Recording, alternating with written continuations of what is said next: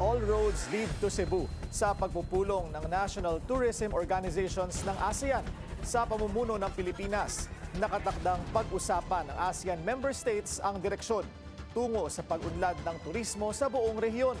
Narito ang agenda report ni Paulo Barcelon. Pinulong na ng Pilipinas sa mga tourism chief counterparts nito bilang panimulang aktibidad sa 2026 ASEAN Tourism Forum. Pinangunahan ni Tourism Undersecretary Verna Buensuqueso ang 63rd National Tourism Organizations o NTO meeting sa Cebu City na sumentro sa kooperasyon at sharing ng best practices pagdating sa turismo sa ASEAN. As heads of national tourism organizations, we are all in a most critical spot and exciting position to transform vision into practice.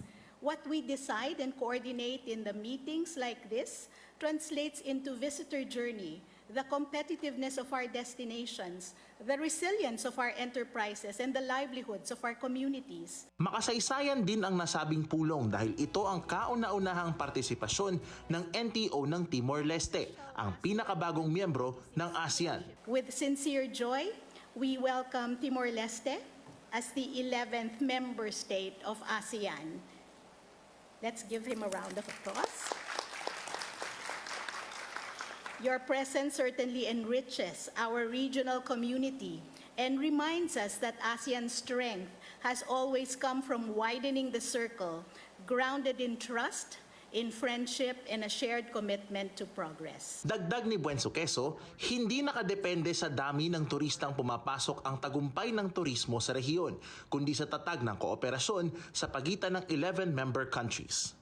May our discussions lead to outcomes that are concrete and forward-looking, outcomes that support sustainability without sacrificing growth, that accelerate digital transformation while protecting trust and safety, and that keep communities at the heart of the tourism economy so that the benefits of travel are felt not only in arrivals, but in myriads of opportunities.